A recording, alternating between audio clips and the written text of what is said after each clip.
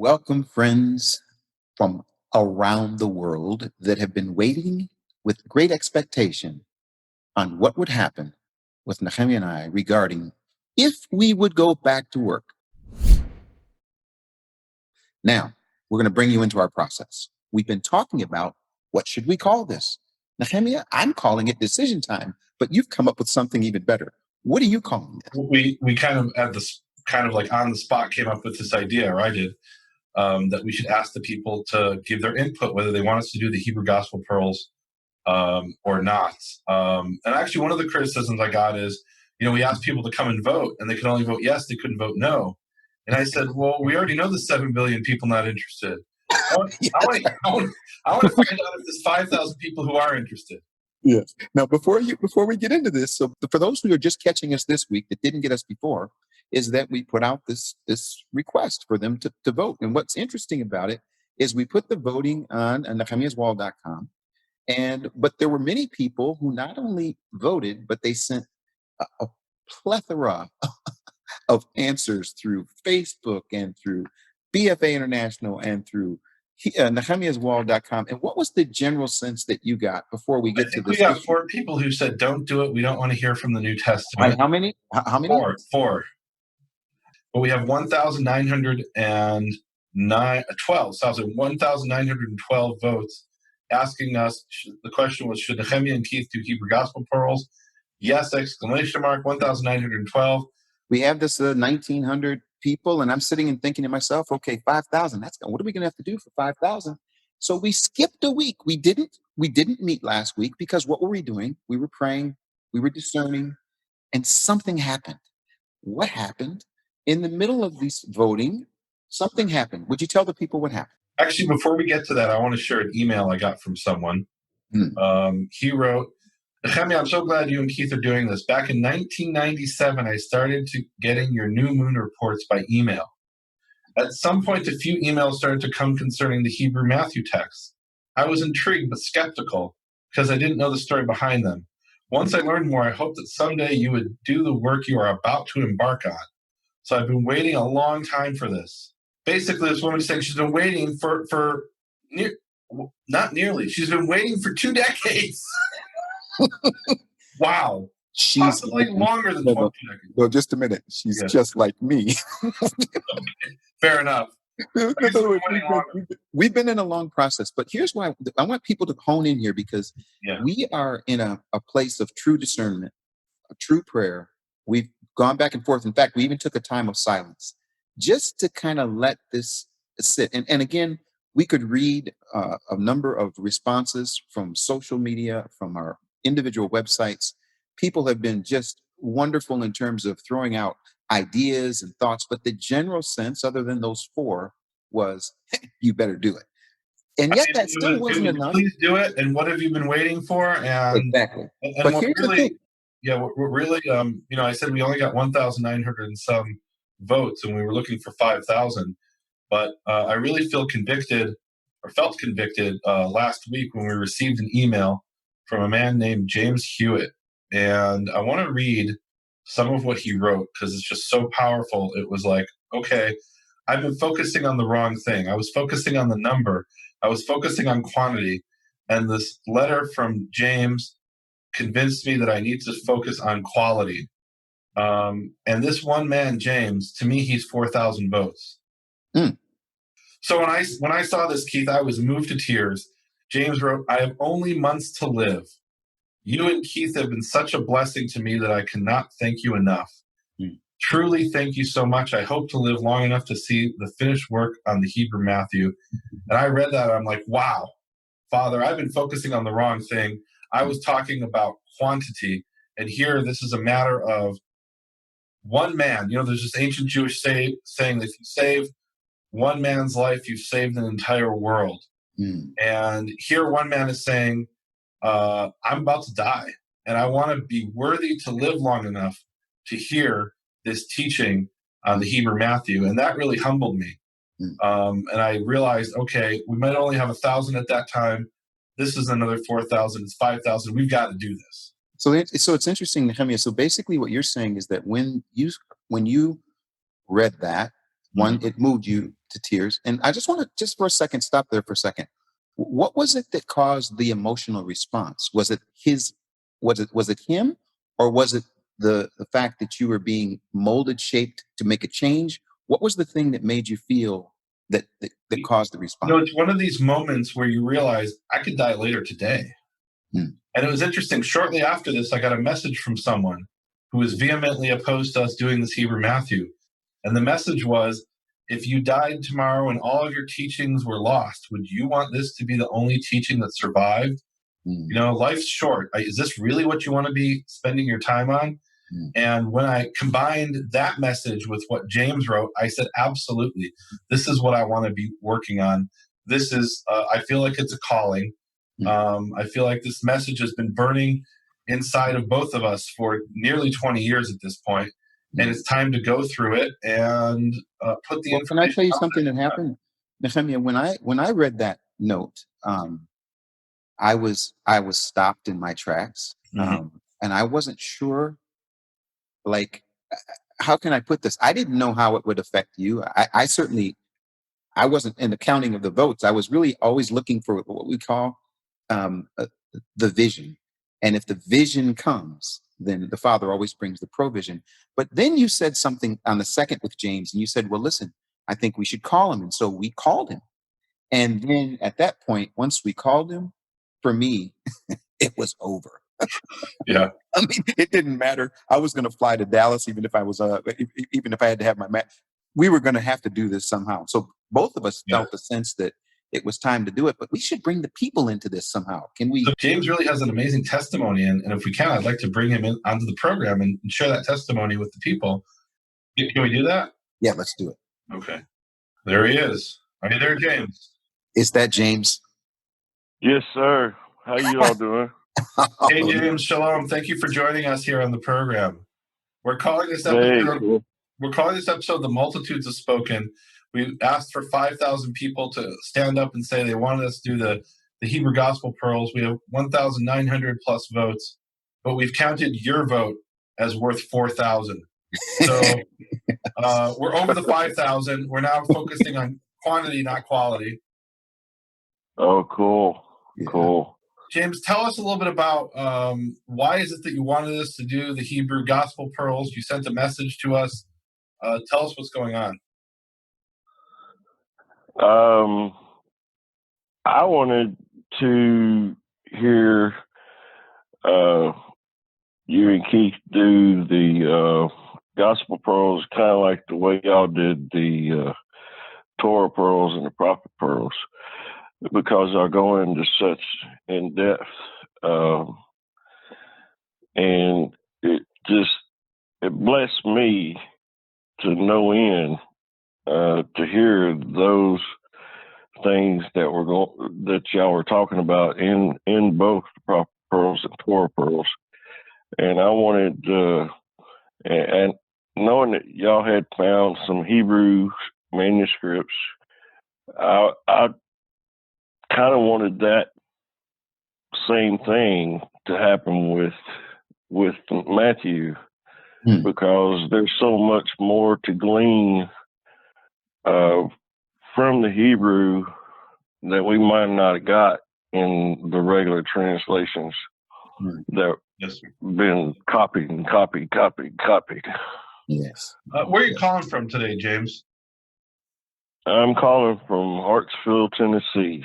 It's a little town outside of Nashville. Probably got about 3,000 or 4,000 people. Just an old country town.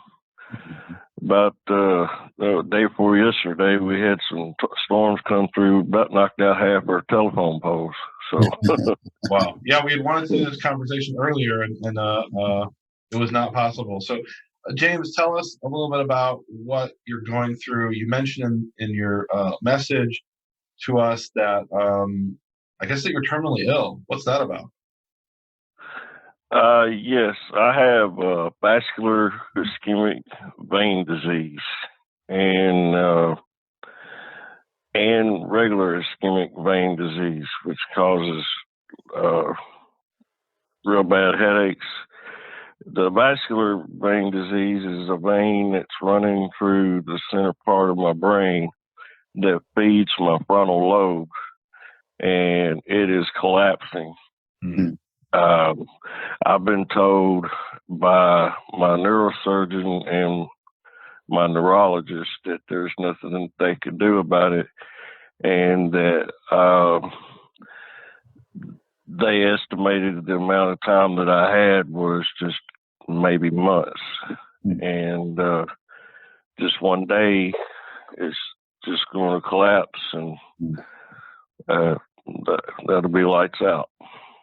James, we are both have been both moved by your testimony and the fact that you actually are a really important person in both ministries. BFA International, you're an ambassador, you're a supporter of Nehemia's Wall at the Makor Hebrew Foundation. You've been able to hold together both the Jewish and Gentile interest in this. Can you talk just a little bit about why you've been able to do that? What interests you by having sort of the Jewish and Gentile aspect coming together?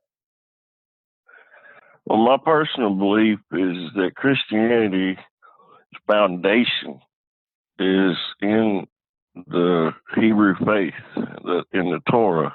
And without the foundation of the Jewish faith, Christianity can't stand alone by itself. It can be twisted and made to do things it wasn't supposed to be doing. And such, the history of the Catholic Church in the past. I personally think God came to the Jewish people to spread his message, to set up that foundation, so that someday when Jesus came, that it just built on to the Jewish faith. And I believe that's the reason why it was first, there were more Jewish converts to Christianity at the beginning. And I think that lends credence to the fact that, it was important back then. I also believe, though, I'm a little different than most Christians. I believe God made a pact with the Jewish people first and foremost. He made that pact first and foremost.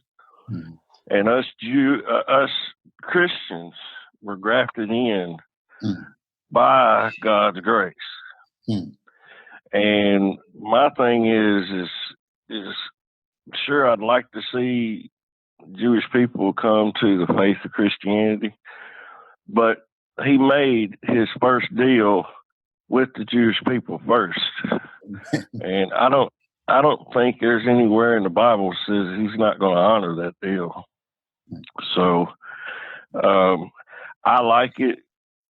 Matter of fact, I think I told y'all the last time I talked to y'all that I don't think I would have started listening to y'all if Nehemia had converted over to Christianity, because he is a Karaite who believes in the scriptures and the manuscripts, and he is a Jew who, and I don't really like saying Jew, I think it's more Hebrew. He is of the faith, gives more credence to the things he says. It's not just coming out saying, towing the party line about Christianity. But there again, Keith, I like your enthusiasm. I like the way you present the Christian side of our faith, but I also like the way that Nehemia is very critical and very, astute about what is it that's in the manuscripts. What does this mean? What are the things that we can learn from this without having any kind of bias? And to me, that sold me at the beginning, and still, that's why I've tried to be, I tried to keep up with y'all for as long as I have. And I personally, I just hope I live long enough to see y'all get Matthew done, because I know it's going to be a long process. And dude, y'all, when I'm here and I'm having real bad headaches and it's hard for me to think, sometimes I just put y'all's Torah programs on and just kind of just listen and try to keep my mind somewhere else other than where I'm at. And y'all just don't know how much y'all have blessed me and taught me, and I have grown a lot, really grown a lot listening to y'all. James, you have blessed us, and we believe that you're going to bless a whole bunch of people around the world because of the fact that you were willing to venture out and let us know this very intimate and important information. Like I said, Nehemia says it moved him to tears and right away, and it's really already your testimony is touching people all over the world. So we have determined that we're going to go forward. We only hope that you will pray with us, that we're able to do honor to the process as we have for God and with people. So thank you so much for sharing with us. Yeah, thank you very much, James. Thank you very much, and y'all just keep doing what you're doing, and believe me, I'm there. Anything you need, you just let me know, and I'll do what I can to make it happen. Now, James, we did it before, but now we're going to ask people that are listening to be in prayer for you. Can you give us your wife's first name? Laura. Okay, for James and Laura, folks that are listening, as we go through the program, we're going to talk about a challenge for prayer, but we want to let you know that the people that are listening, of course, we will continue to pray for you, James. So thank you very much. Thank you very much, and y'all have a blessed and glorious day. Amen. Shalom. Shalom. Wow. Really, it's humbling, Keith. I mean, it puts it in perspective. I mean, here's a person who could die tomorrow or a month from now or 3 months from now, and he has these headaches so bad. His wife actually told us in the first conversation we had, she got on the phone, and she said she has to go to work, and she comes home, and he comes to her saying, do you know what Keith and Nehemia said today? Do you know what they said in the program? And it really is humbling. It puts it in perspective. That life's so short, we could die. What do you want to do with your life? And here's a man who is hoping that what he can do with his life is learn more about this text, about this the Gospel of Matthew as it was preserved in the Hebrew. And if that's his dying wish, how can I say, well, we only got 1,000 votes? What are you talking about? If he's the only one who listens to the program, that's all we need. That I will have fulfilled the calling here to do it. It's interesting, Nehemia. So James, before August, August is when I met with him. I was before August, met with him, and then he got this terrible news in August, which they said could have been months. So August, September, October, November, December, January, February, March. Now it's April, and he's still here to be able to give us a testimony that's inspired us to keep going. And so you said something really, really interesting to me. Yeah. You said, Keith, okay, it's time to get to work now. And you said, for James, we must get to work now. Yes. And so we are presently, folks, in the process now to be working on this. And there's some exciting things that we're going to talk about. Can I permission to bring up one other thing that bring it up? There were 3 things that happened for me, Nehemia. Yeah. The first one was James. The second one was there was an overwhelming response of people, both through Makor, NehemiasWall.com, and BFA International, of people that were saying, we want you to do this, we want you to do this. And part of it, Nehemia, was you saying it's going to take however many hours and resources, and people just, I don't know how they just knew right away, okay, that would probably mean support. But something happened really significant. So we got an email from 2 people from BFA saying, hey, listen, we really think you should do this, we want to send X dollars. We want to support nehemiaswall.com and bfainternational.com. And they sent that email with no response from either of us. Really, when they sent it, you didn't respond. We haven't had a joint conversation about that email. But then a second witness happened. And here's where I want to put you on the spot. A second witness happened the following Friday, which would have been the day we would have recorded. You sent me an email from a ministry, and the ministry said, hey, Nehemia, we heard about the Hebrew Gospel Pearls. Our ministry is going to commit X dollars to the support of this project. You responded and carboned me, and you said something along these lines, dear, the name of the person, the name of the ministry, thank you so much for your support. I'm very excited about it. Would you please do me a favor and split this gift between nehemiaswall.com, a Core Hebrew Foundation, and bfainternational.com?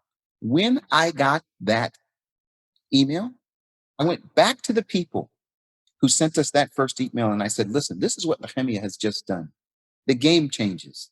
Now, Nehemia, let's just be practical. We have two different ministries, two different issues. We have resources, we have programs, we have things that are going on. Who actually says when someone offers them resources, hey, can you split that between two ministries? Well, and for those who don't know, very powerful. It was very powerful.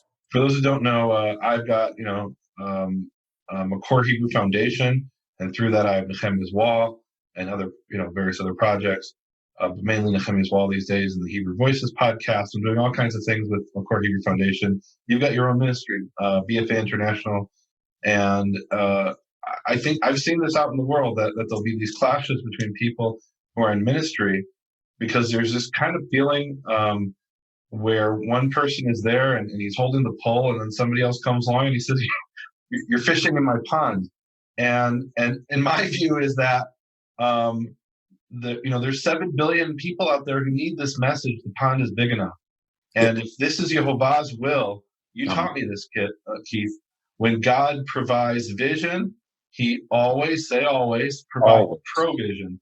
Amen. And so I'm not concerned about you fishing in my pond. In fact, I want you to come and join me, because this is a pond of not just 7 billion people. I think this is a message that will be available to people for centuries to come. Mm-hmm. And I don't even know how many billions.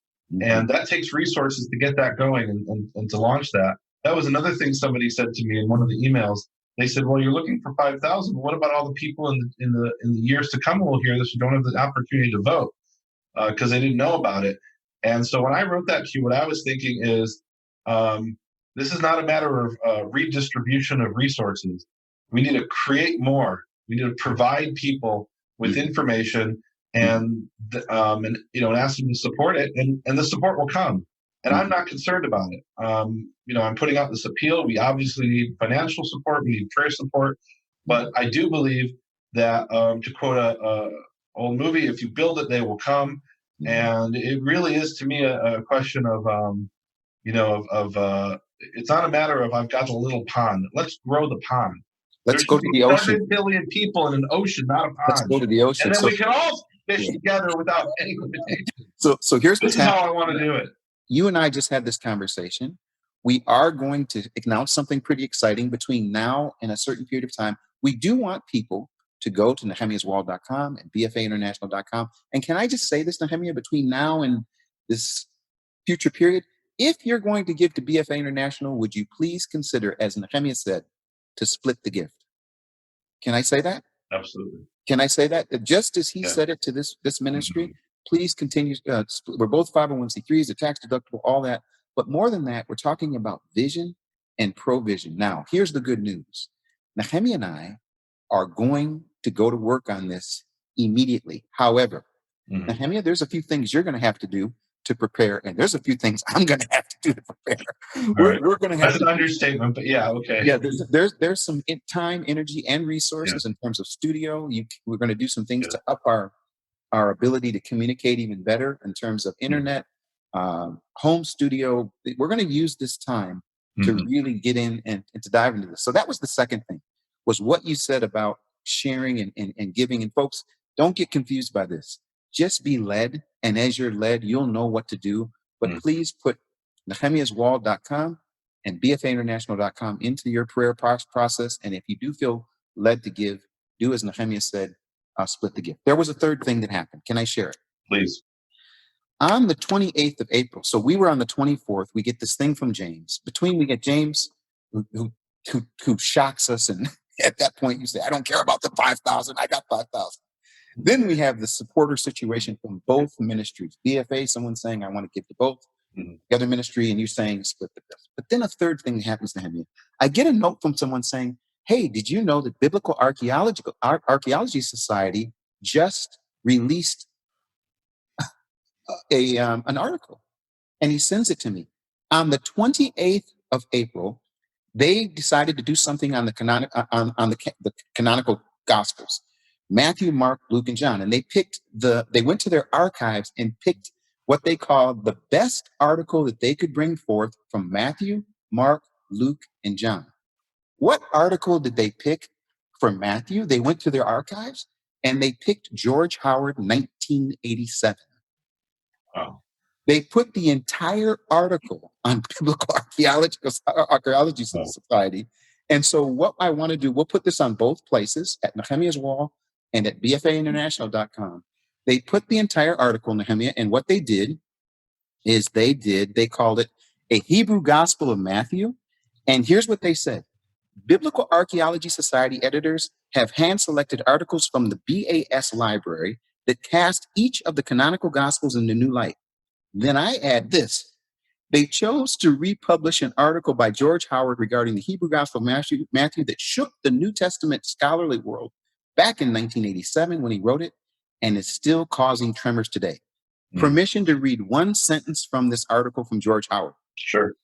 Here's what he said.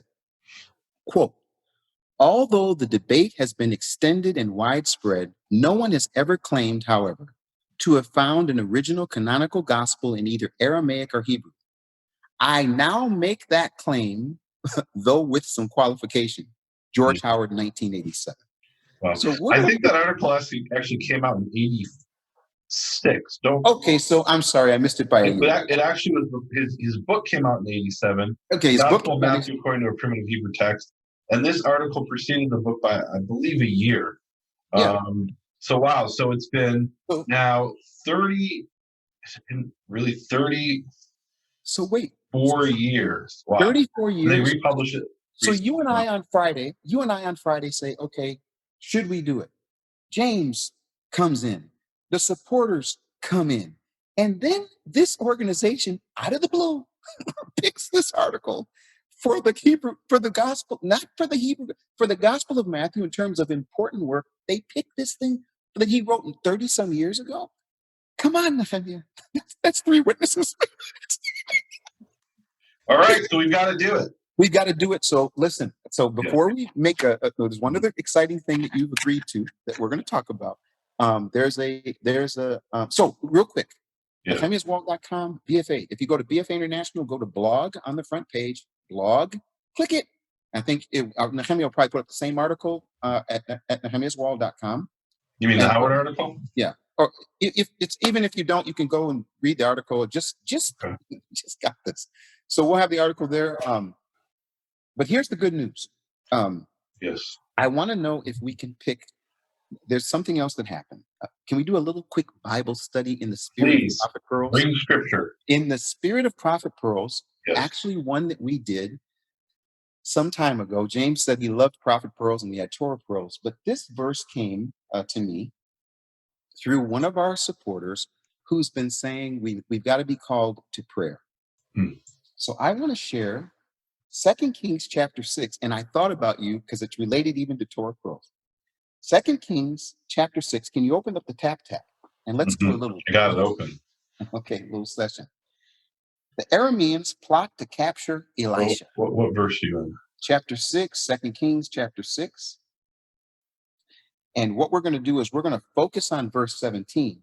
But the basic context is the Arameans are coming. Then they're coming to get Elisha. And Elisha is with his servant. I'm going to read the key verse, and then let's talk about this just a little bit. Yeah. It says, they sent horses and chariots in verse 13. And it says in verse 15, now when the attendant of the man of God had risen early and gone out, behold, an army with horses and chariots. Do you remember us doing this for Prophet Pearls? It's also in my book, Shattering the Conspiracy of Silence. Now we're really talking. We got two witnesses. Hey, folks, I Okay. got to tell you something. I want to tell people something. Yeah. I did not tell you ahead of time what Mhm. verse I wanted to bring. It was my turn to bring a verse. Last week, you brought Matthew 5:19. You did not tell me ahead of time. So I'm going to share this verse. It Yeah. says, he says, the attendant says in verse 15, behold, an army with horses and chariots was circling the city, and his servant said to him, alas, my master, what shall we do? Verse 16. So he answered, do not fear, for those who are with us are more than those who are with them. And he could have stopped right there, Nehemia, and made a nice little statement of, hey, listen, don't be afraid. We got more with us than against us. And it could have been over. But then he does something. He prays. Then Elisha prayed, say prayed. Right? And he said, oh, Yehovah, I pray, open his eyes that he may see. And Yehovah opened the servant's eyes, and he saw, and behold, the mountain was full of horses and chariots of fire all around Elisha. I could stop there, but can I just give you a couple more verses? Please. So first we have the servant. He prays, may his eyes be open. Then it goes on to say in 18, and when they came down to him, Elisha prayed to Yehovah and said, strike the people with blindness. So first he says, open the eyes of one, close the eyes of the masses here. Then Elisha says to them, this is not the way. He tells them what happens, and he gets them all the way to the city. And then he says again, he says to him, here it is. He does a third time of prayer. First time he prays for his servant. Second time he prays for the men's eyes to be closed.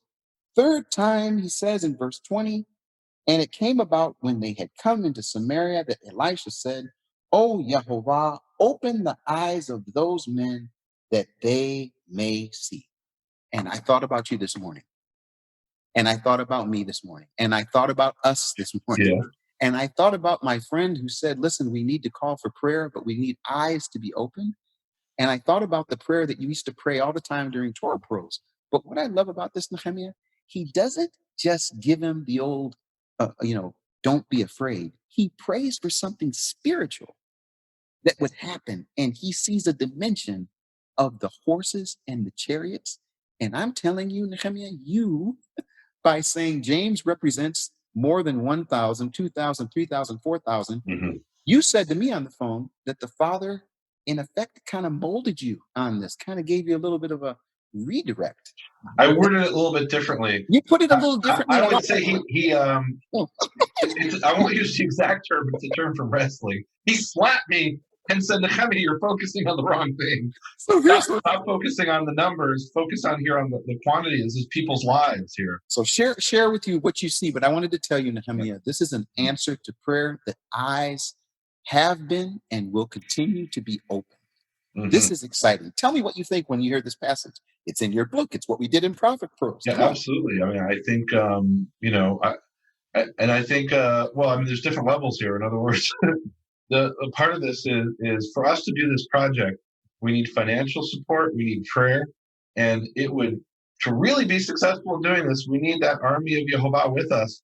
Amen. Because this is not easy. There's going to be people who come out of the woodwork attacking us and slandering us and libeling us and we need all kinds of challenges. There's going to be people who are on our side but saying, Nehemia, what are you doing? Why are you talking about the New Testament? This is horrible. There's going to be people who come to you and say, Keith, what are you doing talking with that character about the New Testament? They might come to me again and call you the Antichrist. Are you kidding me? Wouldn't be the first time. We've had so many times where this has happened. So here's what we're praying. Would you all pray with us that our eyes would be open? Because there's one more thing I'm looking for, and that's the inspiration that comes when you and I get in that place where he literally opens our eyes to see wonderful things that we're able to bring to people. Amen. Amen. Absolutely. Yeah. Do you remember the prayer you used? I'm not saying this the end here. Do you remember the prayer you used to pray during Torah pearls? Yes. Uncover my eyes that I may see the wonderful hidden things of your Torah. It's Psalm 119, and some people might not realize this, but the Psalm 119 is laid out according to the Aleph Bet. has a series of verses with Aleph and a series with Bet. And then we get to Gimel. It says, uncover my eyes that I may see niflaot mitolatecha, the wonderful things of your Torah. But niflaot isn't just, it's not just wonderful things. It can be wonderful, difficult things, things that are hidden in a sense, things that are difficult to do even. It could be things that are hidden in some way. There's this, one of the most important verses in Deuteronomy is where he says, for this commandment which I'm commanding you today, lo nifleti mimcha, it is not too difficult for you. Same word is there. And it is not far. It's not across the sea that someone has to go across the sea and get it. It's not up in heaven that someone needs to go up in heaven and get it. That's there in Deuteronomy 30:11 and on. And what he's saying here in Psalms is, okay, it's true that the Torah is not too difficult to keep, right? That's in Deuteronomy. However, there are things that are difficult for me to understand. And so uncover my eyes that I can understand those things. I'm going to do the best I can today. Yes. Right? I won't say I'm not keeping the Torah because it's too hard. But give me that fuller understanding that I can understand the hidden things of your Torah. And for King David or some prophet of ancient Israel to have prayed these words is astounding. What do you mean? David, he had the spirit of Yehovah rest upon him, we're told in the book of Samuel. And we don't know who wrote Psalm 119, right? It's could have been David or one of the prophetic Levites that were described in Chronicles, for example. So either David or some prophet of Israel praise those words, uncover my eyes that I may see the wonderful hidden things of your Torah. What do you mean uncover the wonderful hidden things of the Torah? You have the spirit of Yehovah resting upon you. You're filled with that spirit of Yehovah. You need God to uncover your eyes, and the answer is yes. Yeah. So here's the thing. What I wanted to say, James, Sarah, the list goes on. Nehemia, people have been doing a wonderful job of connecting with their ministries. They want the information, they want the inspiration, they want the revelation. Now, you and I are going to work on the Hebrew Gospel of Matthew, just to throw out the idea. What do you think we could do as far as gathering people at a specific time to kind of like see where we're at in our process? Could we plan something maybe toward the end of the month? What would you Memorial Day? How about Shavuot? Let's do it for Shavuot. How about for Shavuot? Listen. Perfect time. Here's the deal. What's the only holiday, holy day, where both the Gentile and the Jewish folks come together around the same time? What is it called? Shavuot. Shavuot. They call it Pentecost in the old tradition I'm from. It's Shavuot. But guess what? You have brought up a really good idea. And I don't know how far I should go on this, but you got me excited. It's not just the Hebrew Gospel of Matthew. There's other New Testament manuscripts that maybe we could look at. Possibly. I think we can. maybe Hebrew Acts or something. I won't go too far.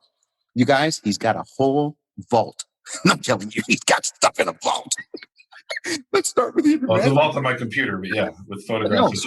So what if we between now and then everyone prays? We're calling people to pray. Pray for us. We do need time. We need resources. We need prayer. We are going to dive in now into the Hebrew Gospel Pearls. Nehemia and I have agreed we're going to put our studios together. I think what we have to do is a pilot to see that. A pilot. In other words, we'll do like 5 sections or something. Yeah. We're proceeding by faith. We're proceeding by faith, right? Absolutely. Walk out of faith. And hopefully our eyes will be open, your eyes will be open, people's eyes will be open. And then on Shavuot, maybe we could share in some creative way what we found in some of the Hebrew Gospel of Matthew. Is that a fair way of thinking? Let's pray about because we've got a whole month until then. Let's pray about it and see how this develops. And pray about it, see how this develops. Absolutely. Awesome. And we want to continue to hear from the people. Send us messages. So they can still vote. And vote. They can still vote. Where do they vote? So they vote on nehemiaswall.com. Every page now has a little thing, what they call widget on the side where they can vote.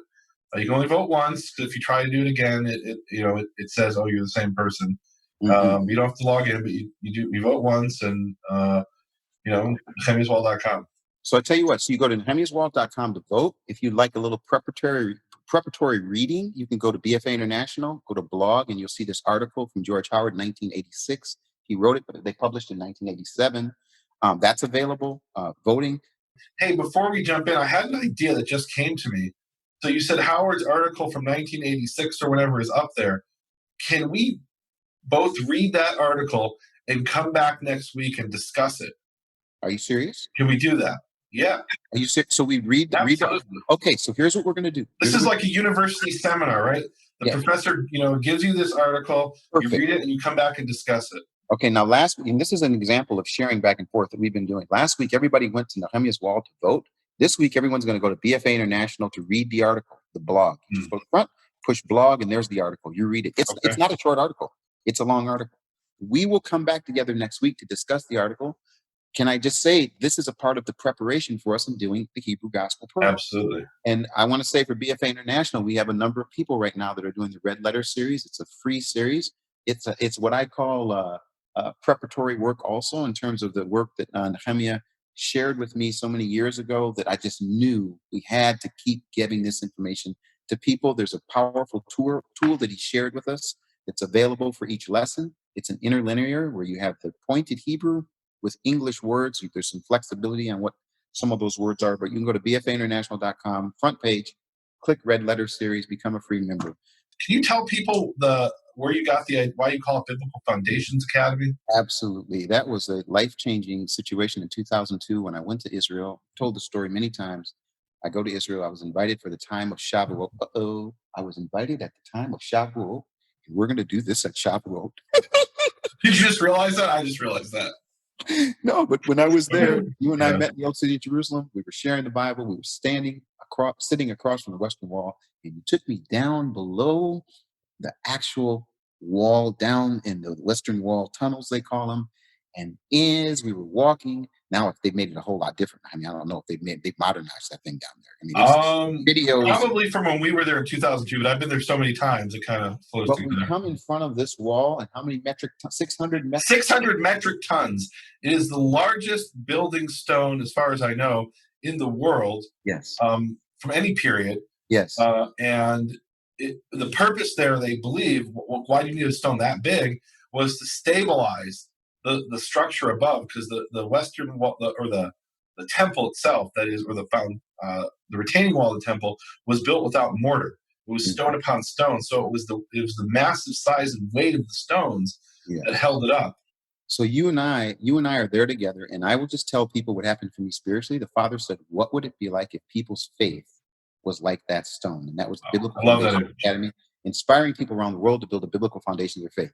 Now, can I bring context to this thing that's happening in the world and why you called me for what's called Live from Quarantine? Our friend in Switzerland said, "I've been listening to you and Nehemia talking about Live from Quarantine and how that's changing things. That people, it's happening around the world.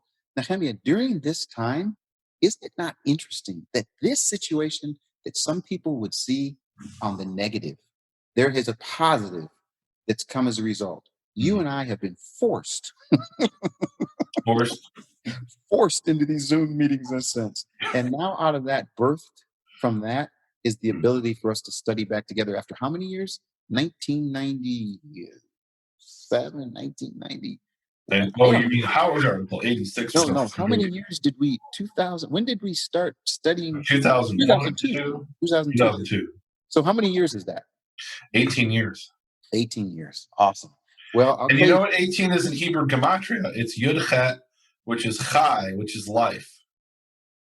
Work with me here. Okay. So now this has come back to life, and we're going to be studying Hebrew Matthew. Here's what's beautiful about what we're going to invite people to do. You're going to study with us. So next week, the assignment, go to the blog, push it, read the article from Howard. Oh, I love this idea. So guys out there, read Howard's article that's linked to from Keith's website. And if you have questions about that article or comments on the article, send them in to BFA International, send them into nehemiaswall.com using the contact form, and maybe we might get to some of those questions and comments. I love that. That's good, because we're going to read this article as this is great. Now, in the meantime, we also got to get to working on that pilot series, the pilot of Hebrew Matthew. Good luck with that. Well, we got to pray, Nehemia. It's a call for prayer for people around the world to pray with us, to join with us. Some people are in major struggle. Those that are in financial struggle, please, whatever you do, don't walk away from this time saying, well, it's become about something other than no.